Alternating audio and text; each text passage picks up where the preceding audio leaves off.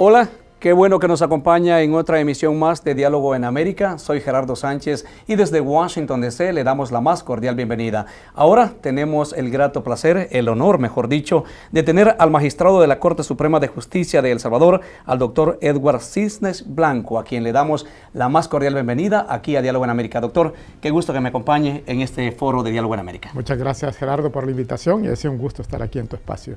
Bueno, ¿qué lo trae a la capital de los Estados Unidos?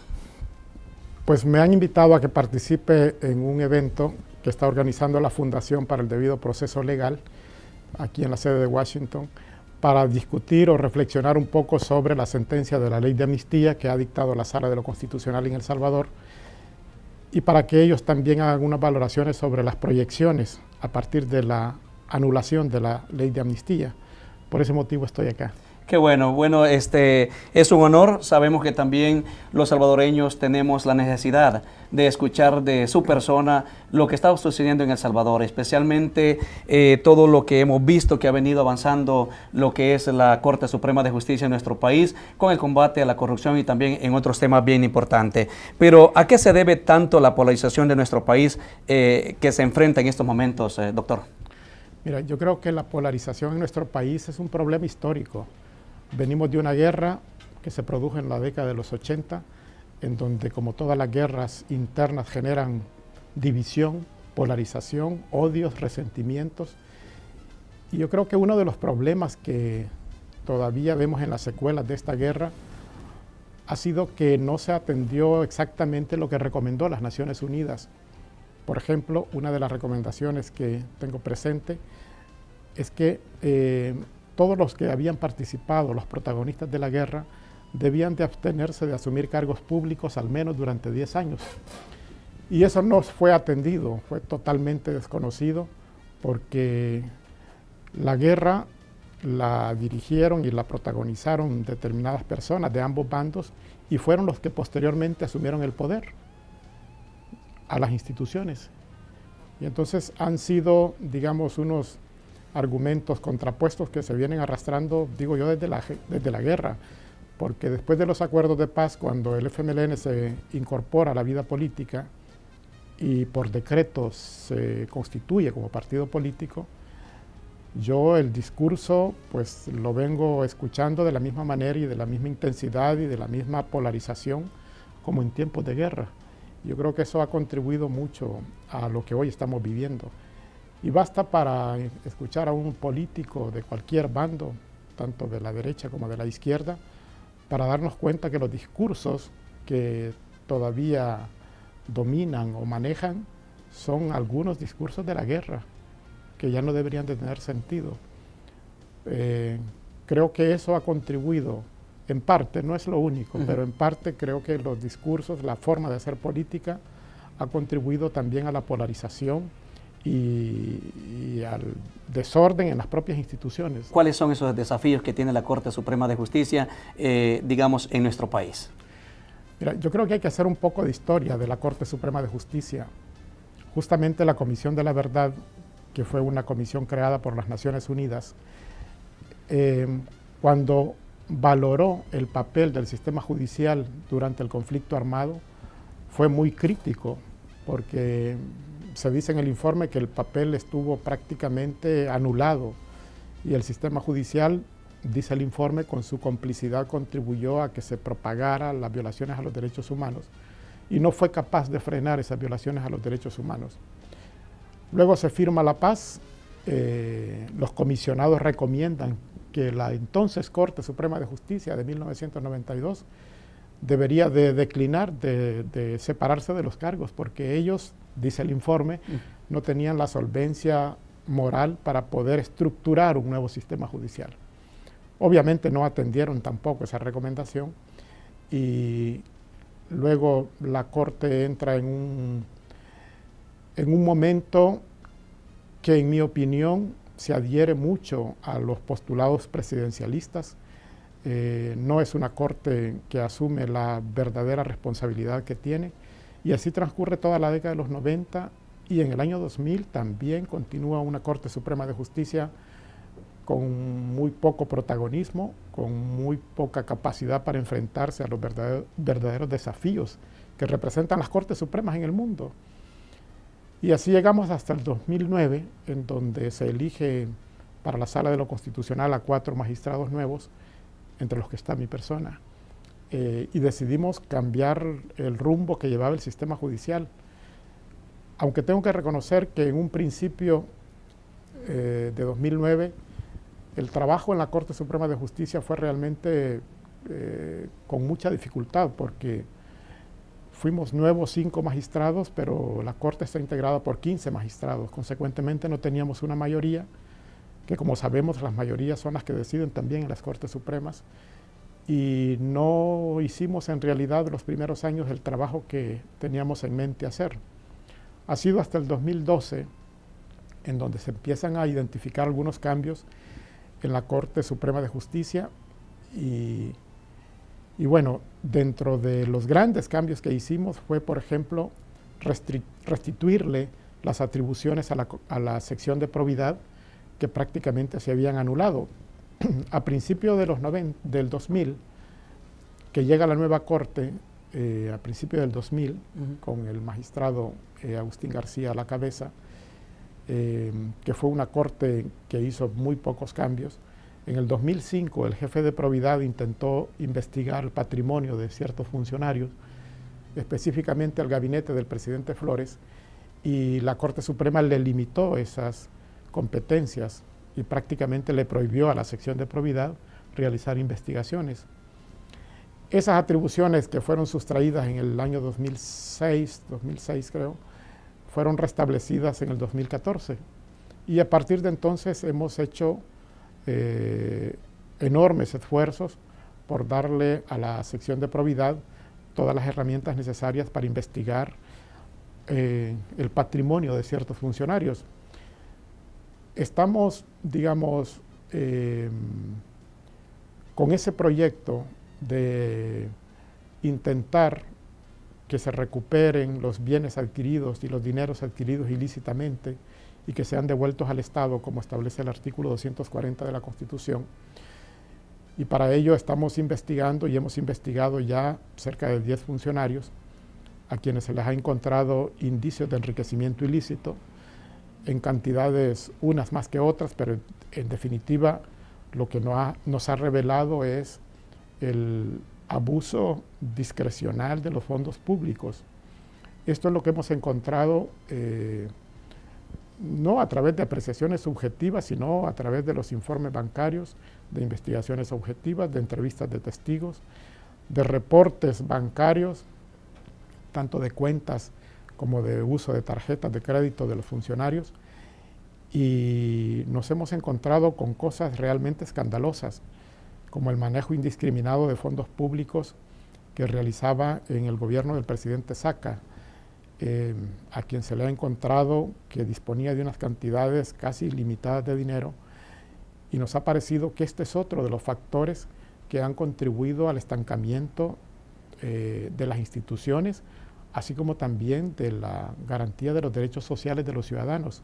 Estoy hablando de la educación. Y que tanto necesita nuestro país, ¿no? Claro. Pero usted en su llegada también se ha destacado como, digamos, un juez en las cuales ha querido lograr la independencia, digamos, judicial. ¿Qué es la independencia judicial? Y que también esto comienza, este proyecto comienza con su llegada y me imagino con la colaboración de los otros magistrados. La independencia judicial es un principio ético y es un deber ético de todos los jueces de resolver los asuntos libres de influencias y de interferencias indebidas de órganos internos o de órganos externos.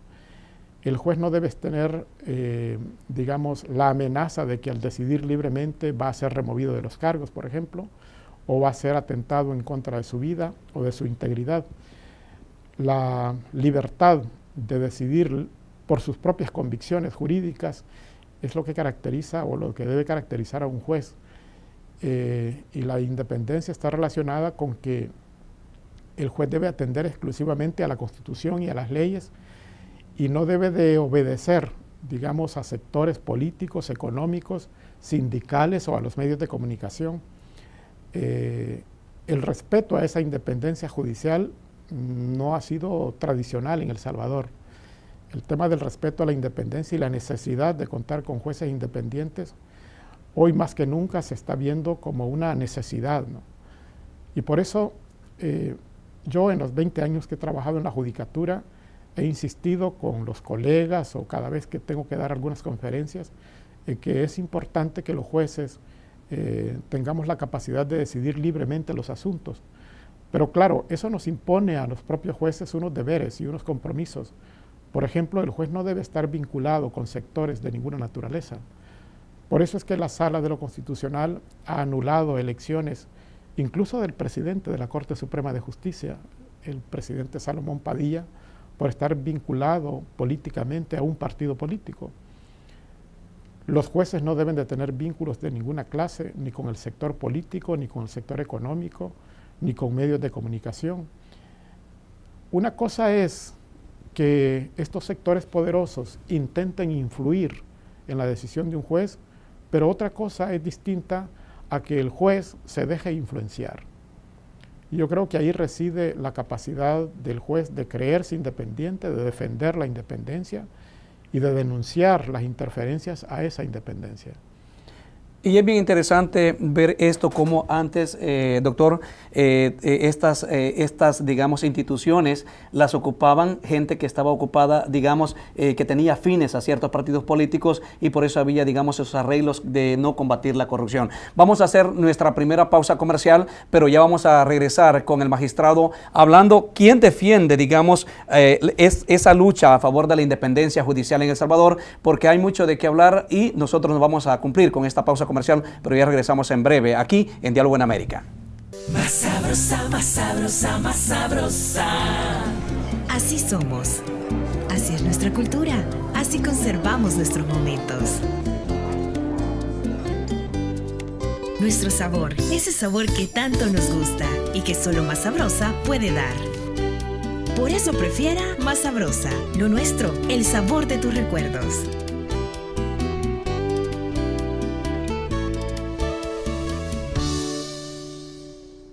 East Coast Autos en Baltimore son tu dealer 100% latino. East Coast Autos en Baltimore son tu dealer 100% latino, con una gran variedad de carros usados. Recuerda, en East Coast Autos no te estresan tu vida exigiendo tanta información. Y lo mejor, no necesitas Tax ID para llevarte tu auto. Visítalos en el 803 Eastern Boulevard, Essex, Maryland. East Coast, la solución a tus problemas. 410-686-1000.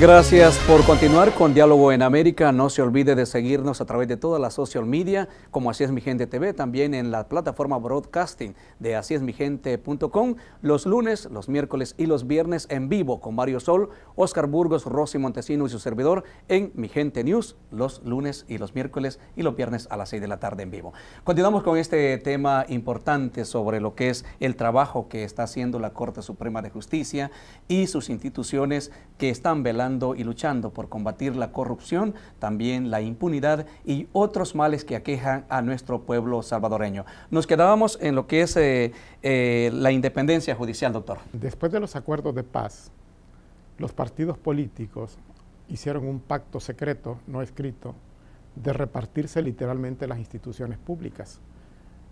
De tal manera que vimos a través de los años que la Fiscalía General de la República siempre estaba, digamos, al frente de la misma un simpatizante de cierto partido político. La Procuraduría para la Defensa de los Derechos Humanos siempre estaba un simpatizante del otro partido político. La Corte de Cuentas de la República siempre estaba presidida por allegados o simpatizantes o partidarios de otro partido político. La Procuraduría General de la República le correspondía a otro partido político, que los tengo bien identificados. No los digo los nombres, pero quienes conocen la historia de El Salvador saben qué instituciones estaban para qué partidos políticos. Y en la Corte Suprema de Justicia, como cada 3 años se nombran 5 magistrados, se lo distribuían así: 2 para un partido político, 2 para otro partido y un quinto para los partidos pequeños. Esta es la manera en que vino funcionando. Claro, utilizaban las instituciones como reparto de cuotas partidarias y consecuentemente llegaban a ocupar las instituciones personas que estaban más allegadas a determinados partidos. Y han utilizado las instituciones para atacar al adversario político o para defenderlo, al correligionario. Y claro, en esa relación los grandes perdedores son, uno, las instituciones, porque una institución identificada plenamente con un partido político seguro que fracasa. Y fíjate que esto la Constitución lo regula. El artículo 218 de la Constitución dice que los funcionarios y empleados públicos trabajarán al servicio del Estado y no responderán a directrices políticas partidarias. Es más, dice que el que se prevalece del cargo para hacer política partidaria debe ser sancionado y separado del cargo. Con esto, lo que queda en evidencia es que la Constitución tampoco tolera que las instituciones estén dirigidas por partidarios. Y esta Sala de lo Constitucional ha insistido mucho en este tema. Y por ese motivo hemos separado de las instituciones funcionarios en puestos claves, un fiscal general, magistrados de la Corte Suprema de Justicia, magistrados de la Corte de Cuentas de la República, ministros, presidente del Tribunal Supremo Electoral, presidente del Consejo Nacional de la Judicatura, porque hemos insistido casi desde el 2010 que estas instituciones deben ser dirigidas por personas apolíticas que no respondan a directrices políticas. Y es que, por ejemplo, mira, en el caso de la inconstitucionalidad contra el presidente de la Corte Suprema de Justicia, en donde él mismo reconoció estar afiliado, además que se acreditó, se demostró esa situación, y en donde él en declaraciones públicas dijo que efectivamente había trabajado para un partido político, e incluso dijo que si tenía que escoger entre el partido y la Corte Suprema, dice que prefería el partido. Lo que te quiero decir es que estos vínculos de los funcionarios hacia los partidos son tan estrechos que prefieren obedecer a estas estructuras políticas partidarias y no a los deberes que emanan de la Constitución para todo funcionario. Entonces, cuando estos partidos políticos se reparten abiertamente las instituciones y las convierten prácticamente en brazos de las mismas instituciones políticas, ahí hay dos grandes perdedores. En primer lugar, la democracia, porque no se puede avanzar en una situación como esa. Y en segundo lugar, pierde el ciudadano. El ciudadano que, por ejemplo, no tenía antes la capacidad de acudir a la Sala de lo Constitucional a demandar una ley con la expectativa de que pudiera ganar el caso. O el ciudadano que antes se veía imposibilitado a demandar la elección de cierto funcionario por tener vínculos partidarios, porque esto no era conocido antes. Esto lo hemos implementado a partir de nuestra llegada en el 2009, porque nos hemos enfrascado en que el control de los poderes públicos solo se puede ejercer desde la judicatura independiente. Pero me imagino que también que esto les ha traído detractores, les ha traído enemigos. ¿Quiénes defienden el trabajo de la Corte Suprema de Justicia y quién también la señalan que no están de acuerdo? Mira, en distintos momentos los diferentes partidos políticos han arremetido contra la Sala de lo Constitucional, porque es la Sala de lo Constitucional la que ha emitido estas sentencias. Y hemos visto a todos los partidos políticos, Arena, el FMLN, el PDC, el PCN, Gana, todos estos partidos en un momento u otro han, digamos, intentado desarticular a la Sala de lo Constitucional. Recordemos el decreto 743 que fue impulsado por Arena y los partidos de derecha, que este decreto estaba orientado a que todas las decisiones tenían que emitirse por unanimidad, con el claro propósito de evadir que 4 magistrados fueran los votos suficientes para dictar sentencia.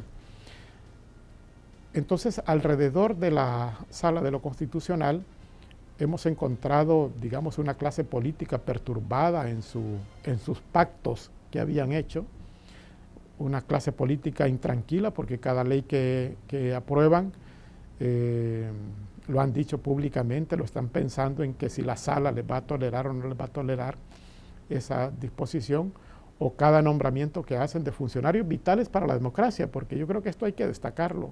No se trata de nombrar un funcionario y cumplir con el deber, es que se trata de funcionarios vitales para la democracia, funcionarios encargados de perseguir el delito, como el fiscal general, funcionarios encargados de fiscalizar los fondos públicos, como la Corte de Cuentas, o funcionarios encargados de administrar justicia desde el más alto nivel, como la propia Corte Suprema de Justicia. O sea, no estamos hablando de cualquier funcionario, sino de funcionarios claves para el avance en la democracia y el respeto de los derechos de los ciudadanos. Pero mira, estabas hablando de quiénes atacan.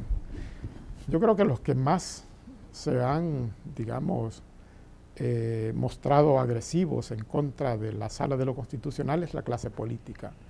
Pero también ha existido un movimiento muy interesante surgido de la misma sociedad, de estudiantes, de la academia, de la iglesia, del cuerpo diplomático, movimientos estudiantiles jóvenes que salen en defensa de la Sala de lo Constitucional, a apoyar las decisiones de la Sala de lo Constitucional, a exigir respeto a los magistrados de la Sala de lo Constitucional, y un cuerpo diplomático que también ha estado muy pendiente de cuáles son las acciones. A mí, por ejemplo, me parece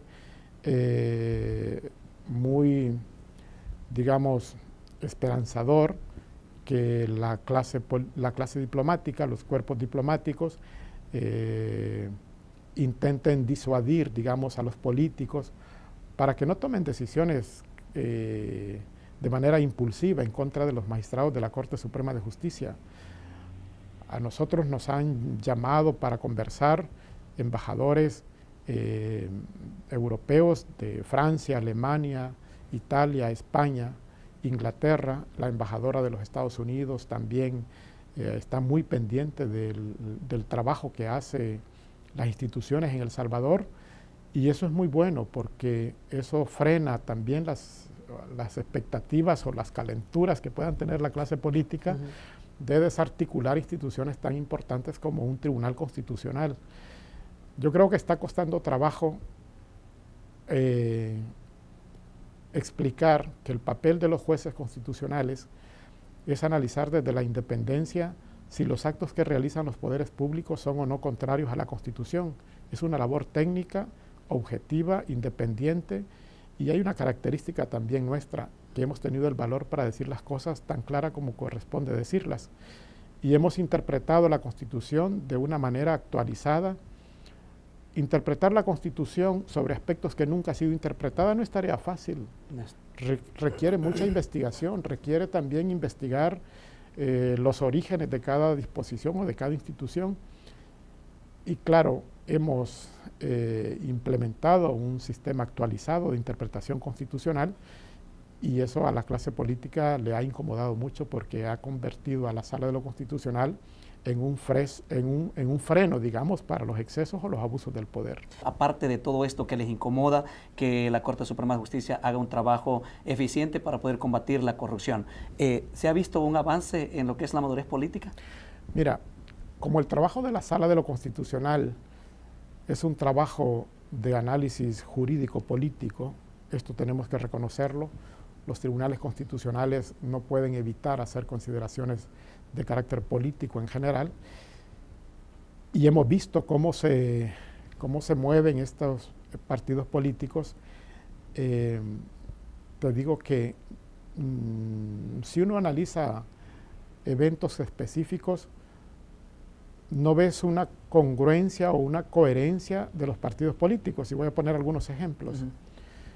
En el año 2005, cuando gobernaba Arena, el presidente Saca insertó en la ley del presupuesto un artículo que le permitía hacer transferencias de fondos de una partida a otra para que finalmente llegara a Casa Presidencial para su uso discrecional.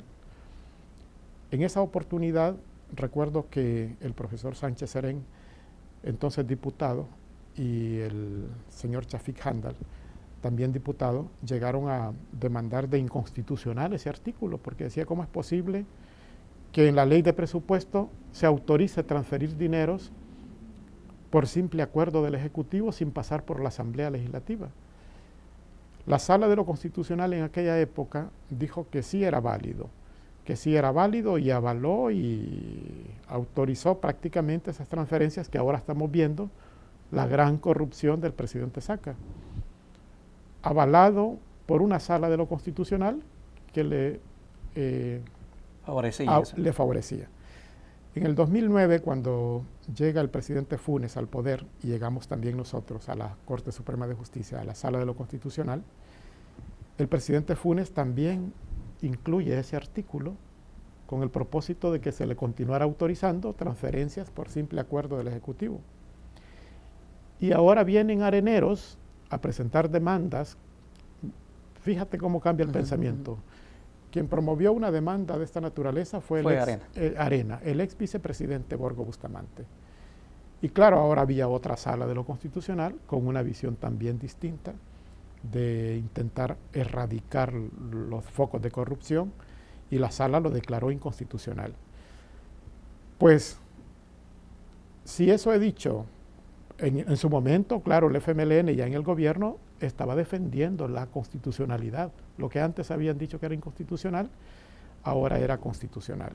Y así puedo pasar toda la tarde poniéndote ejemplos de cómo los partidos políticos están cambiando de visión en el tema del TLC con Estados Unidos, por ejemplo, que fue aprobado en los gobiernos de Arena.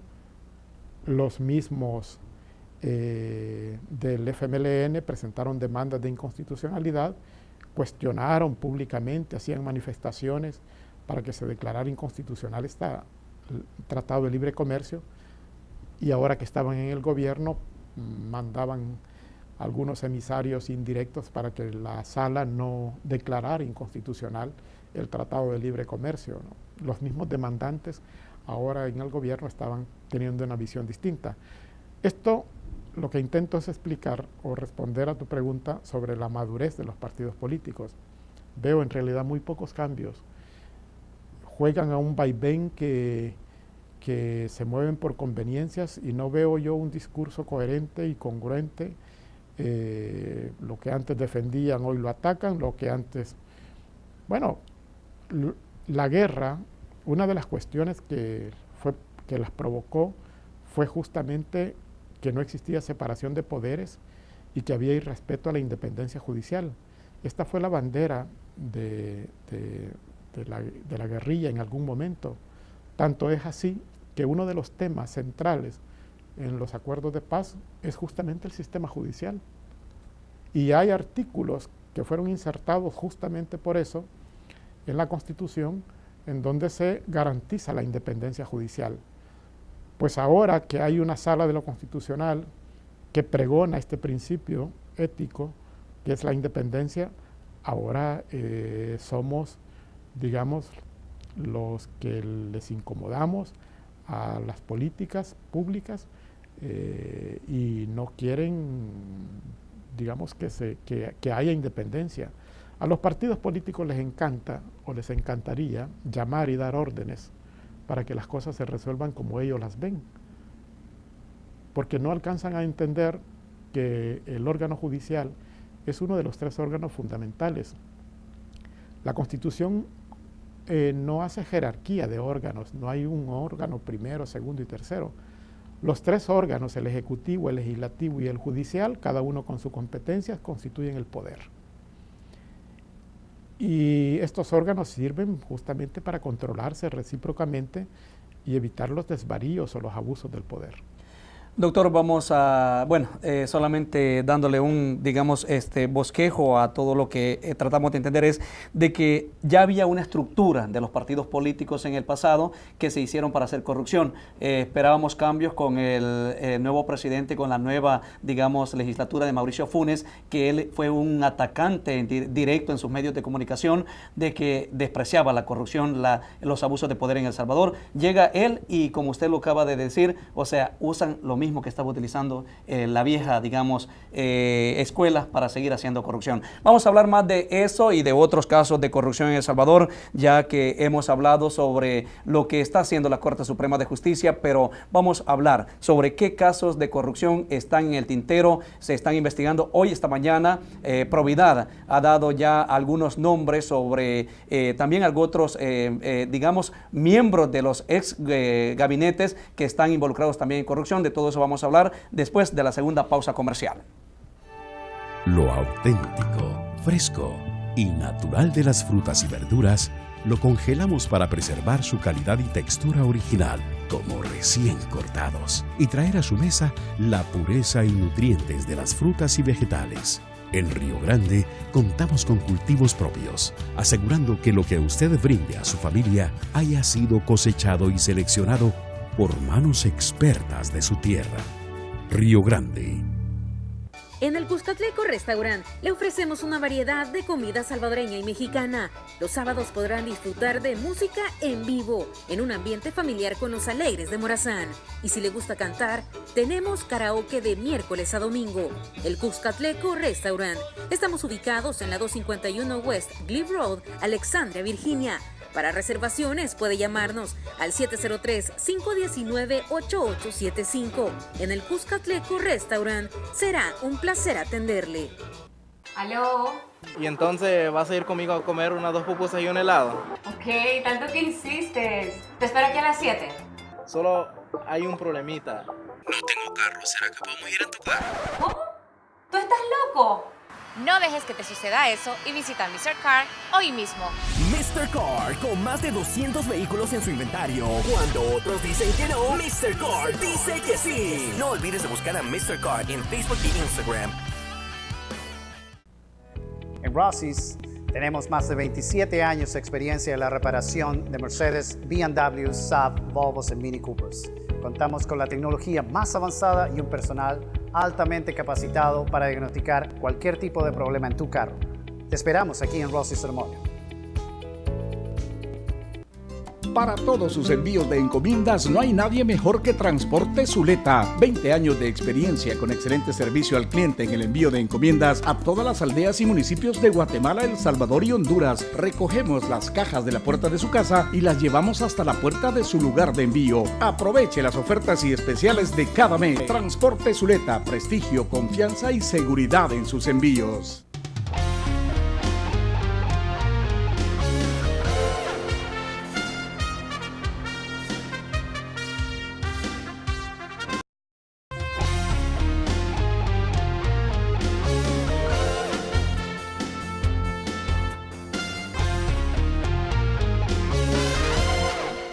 Muchas gracias por continuar con Diálogo en América, transmitido desde la capital de los Estados Unidos. Continuamos con esta conversación y este foro aquí con el doctor Edward Cisnes Blanco, quien, bueno, orgullosamente es del oriente de El Salvador, y qué privilegio tenerlo aquí en la capital compartiendo con la comunidad salvadoreña de estos temas que muchas veces solo los escuchamos a través de los medios de información de El Salvador, y bueno, pero ahora también nos ha dado el privilegio que ustedes y yo podamos hacer las preguntas relevantes y que las tengamos aquí en la Unión Americana de sus propios labios.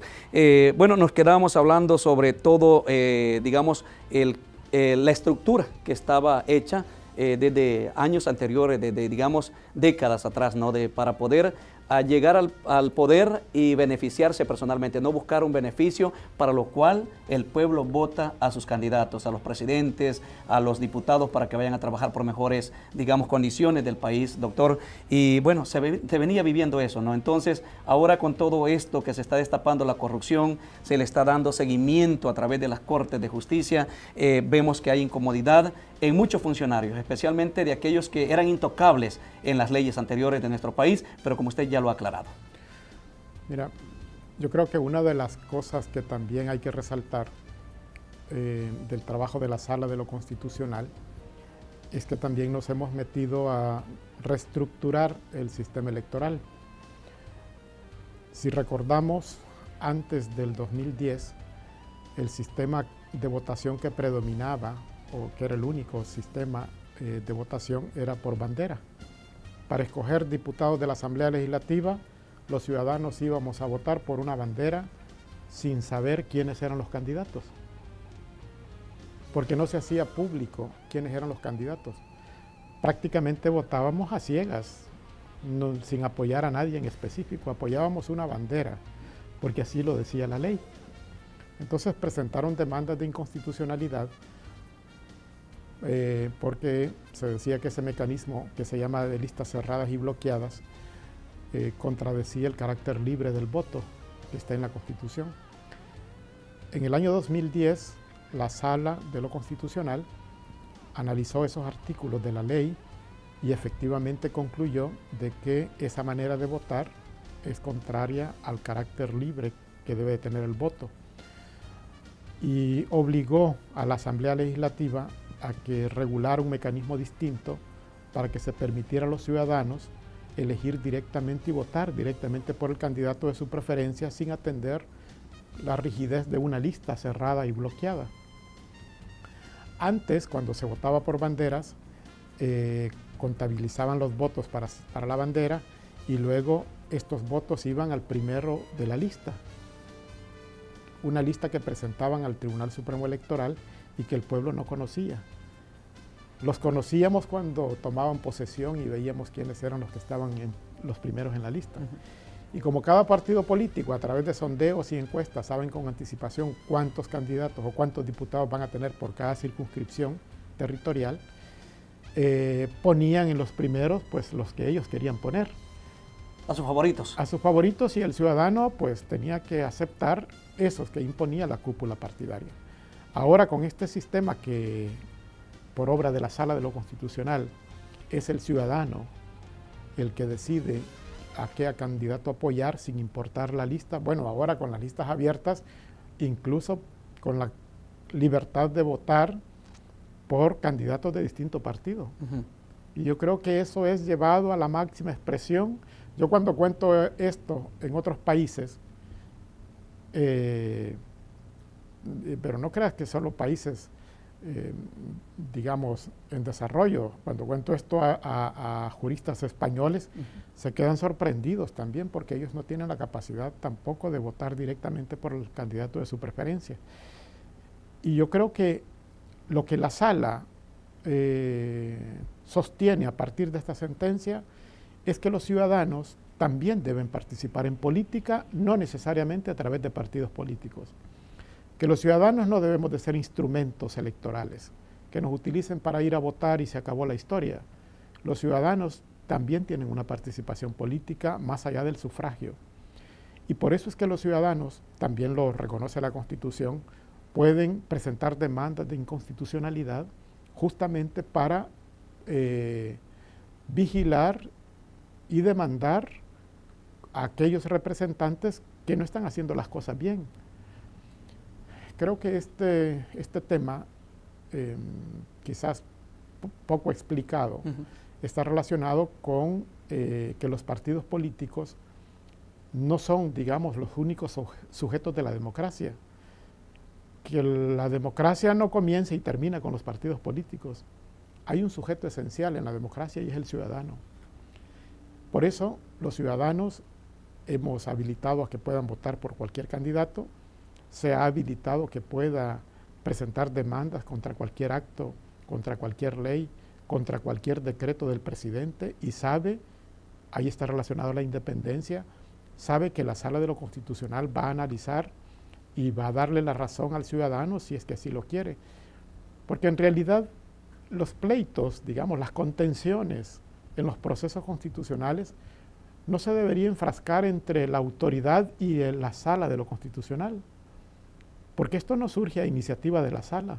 Son los ciudadanos, a través de la fiscalización de los actos del poder, que presentan demandas.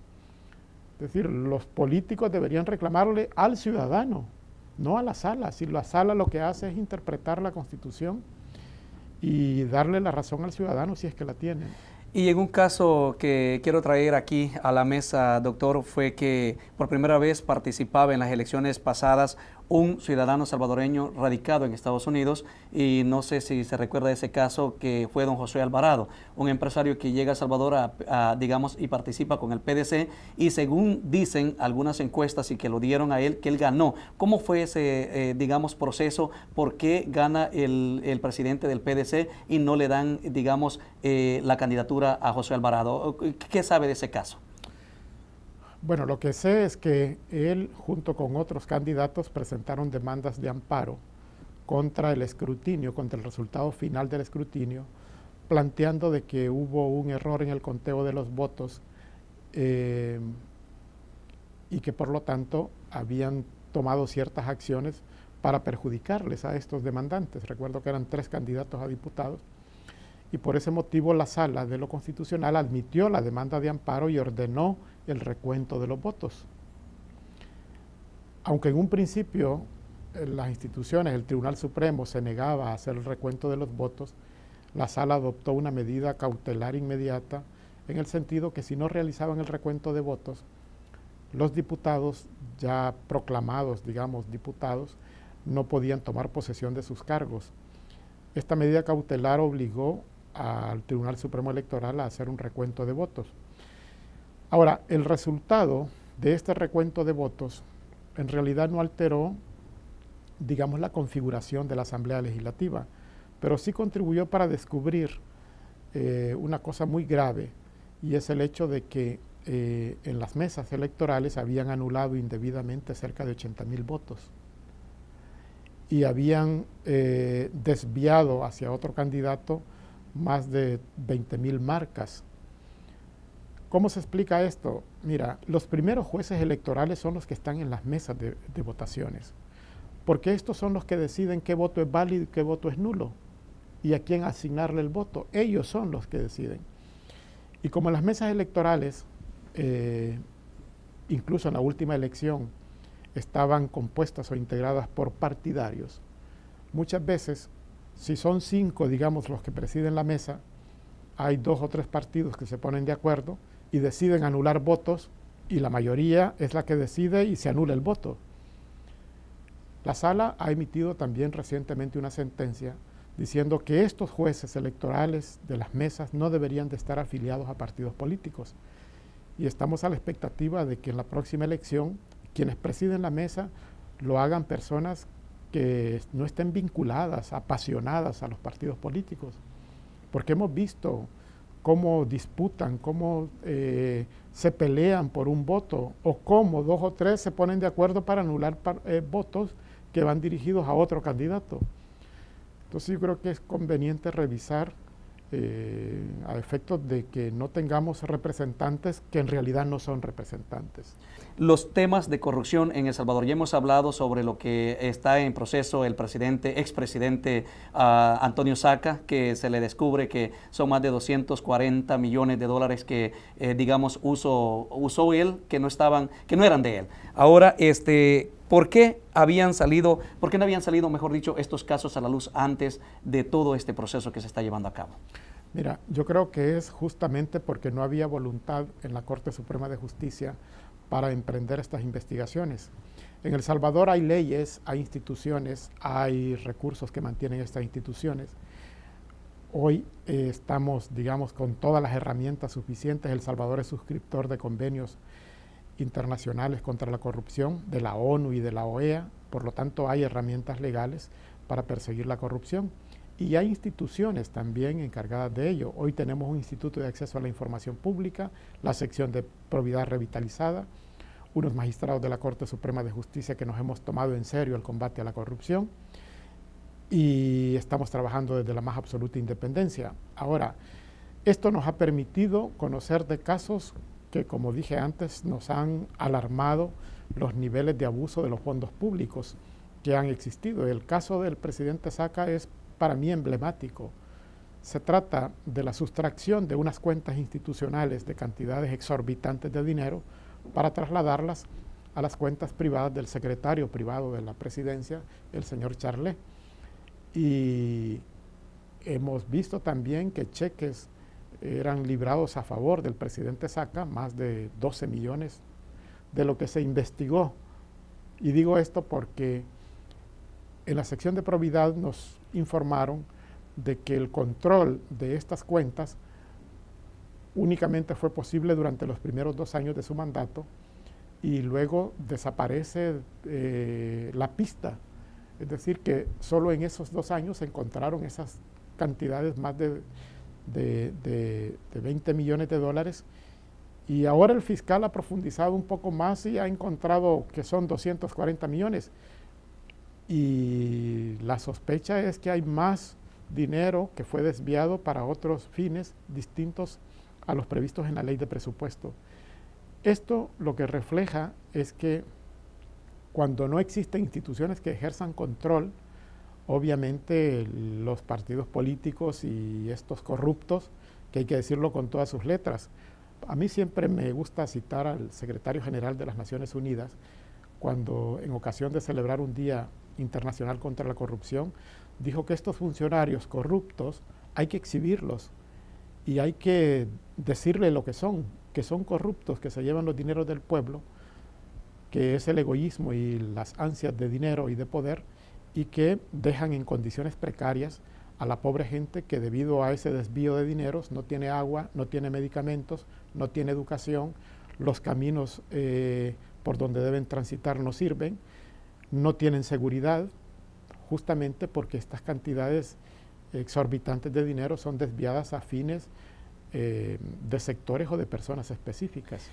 Bueno, vamos a hacer nuestra siguiente pausa comercial, pero vamos a regresar ya con la recta final de Diálogo en América sobre el caso de Mauricio Funes, también el caso del doctor Flores, que también está involucrado en estos casos de corrupción. Hey, soy Jessica Reyes y para la compra de tu próximo auto te recomiendo Mr. Car, el verdadero dealer de la raza para la raza. No te conformes con menos, en Mr. Car todos califican. Mr. Car tiene más de 200 vehículos para escoger. Llama hoy al 301-277-3838 o visita mymrcar.com. No son los únicos, pero sí los mejores. Y no olvides que si otros dealers te dicen que no, Mr. Car te dice que sí. A nuestros clientes y público en general, les podemos garantizar que Río Grande trae los mejores quesos y cremas de las mejores zonas ganaderas. Que todo es elaborado con leche pura grado A, cumpliendo con los procesamientos de manos expertas, para preservar en su mesa el sabor y lo natural que nuestros consumidores merecen. Río Grande, manos expertas, sabores naturales. En el Cuscatleco Restaurant le ofrecemos una variedad de comida salvadoreña y mexicana. Los sábados podrán disfrutar de música en vivo, en un ambiente familiar con los alegres de Morazán. Y si le gusta cantar, tenemos karaoke de miércoles a domingo. Estamos ubicados en la 251 West Glebe Road, Alexandria, Virginia.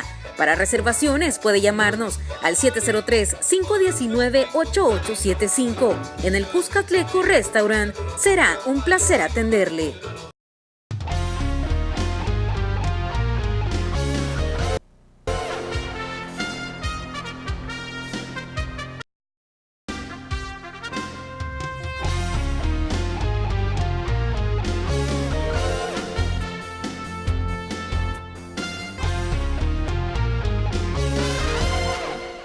Ya estamos en la recta final de Diálogo en América. No se olvide que los lunes a las 6, los miércoles y los viernes, el noticiero Mi Gente News presentado por Mario Sol, Oscar Burgos y Rosy Montesino, aquí a través de todas las plataformas broadcasting de asíesmigente.com.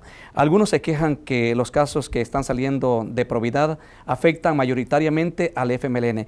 ¿Qué nos puede decir sobre esta situación que es incómoda, como usted decía anteriormente, aquí en Diálogo en América? Mira, la Corte Suprema de Justicia no tiene ningún interés en perjudicar o en favorecer a ningún partido, ninguna persona en especial. Hemos decidido investigar a un grupo de funcionarios de distintos partidos políticos. Es más, cuando yo veo la lista, veo que hay más funcionarios de Arena que del FMLN. Y en realidad del FMLN, de los propios, de los originales, digamos, no hemos investigado a ningún funcionario todavía, no ha aparecido. Hemos investigado a Mauricio Funes, al doctor Leonel Flores, que eran miembros del gabinete de Mauricio Funes, y a otros funcionarios, pero todavía no hemos, digamos, no tenemos completa la investigación de otros que sí son verdaderamente del FMLN, como también de Arena, está en proceso de investigación. De manera que no tenemos, nosotros estamos investigando a gente del FMLN, de Arena, del PCN, del PDC, a ministros, a magistrados, a diputados, a alcaldes, o sea, a jueces de la Corte Suprema, a jueces de instancia. O sea, la investigación es plural. Si uno ve la lista, se da cuenta de que no hay una orientación específica para ningún partido ni para ninguna persona. Claro, ¿por qué algunos han salido ya las decisiones de la Corte? Investigar a un funcionario no es tarea fácil. Esto no es como que nosotros decidamos un día, vamos a declarar que contra fulano hay indicios de enriquecimiento. No, esto presupone una investigación previa que nos lleva 6, 8 o hasta un año.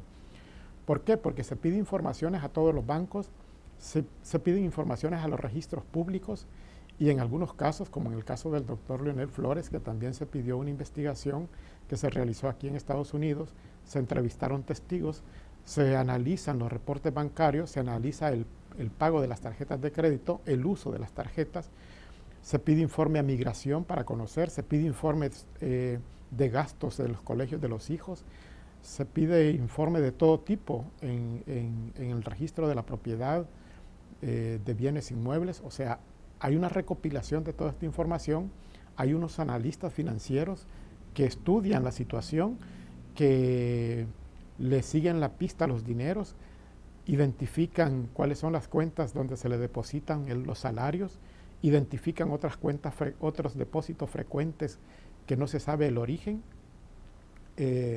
y hay un rastreo y un seguimiento de cada uno de las cuentas bancarias.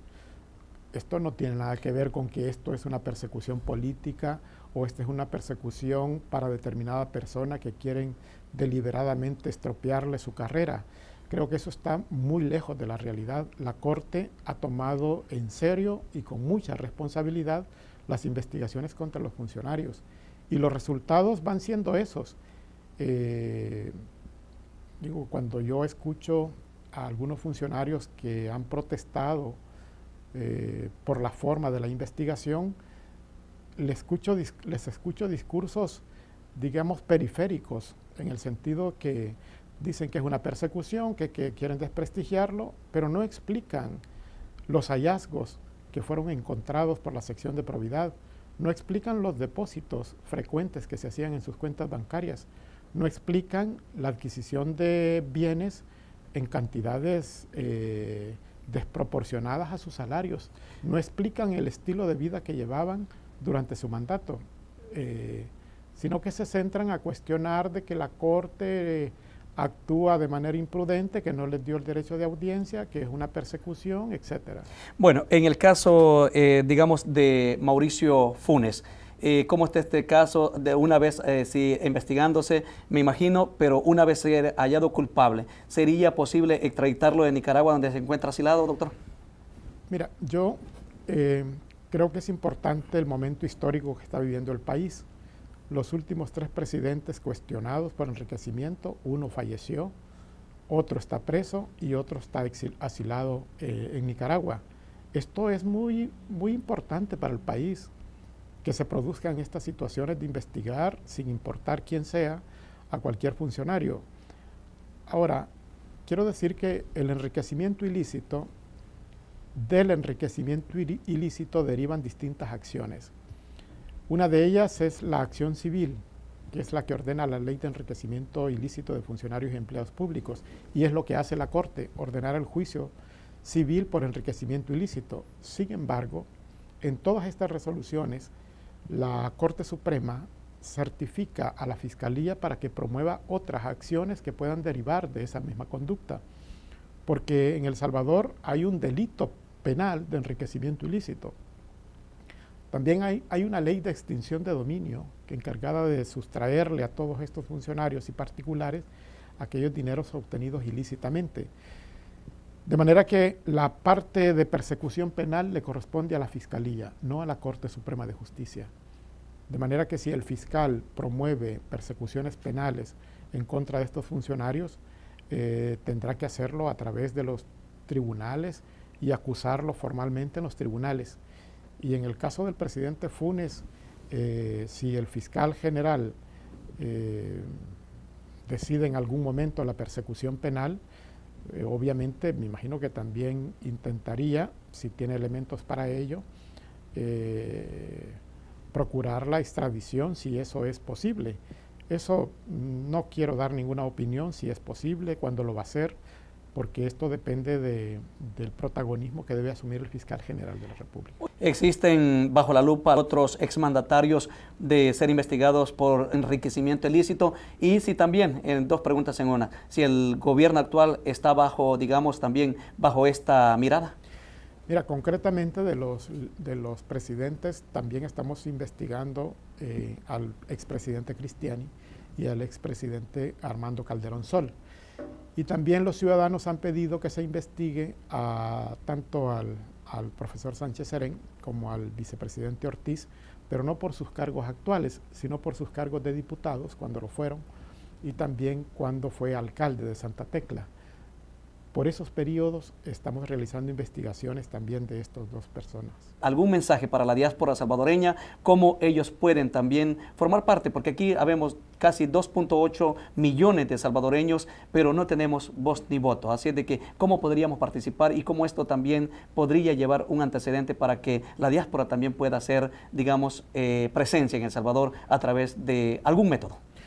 Bueno, yo creo que en la Sala de lo Constitucional, que estamos por emitir un fallo sobre la participación política de los salvadoreños en el extranjero, la facilidad para que puedan participar también en política, por un lado. Por otro lado, espero que con lo que he contado se formen una idea de que las instituciones también están dispuestas a combatir la corrupción y a afrontar, digamos, los grandes males de nuestro país, como es la corrupción y la impunidad a cualquier nivel.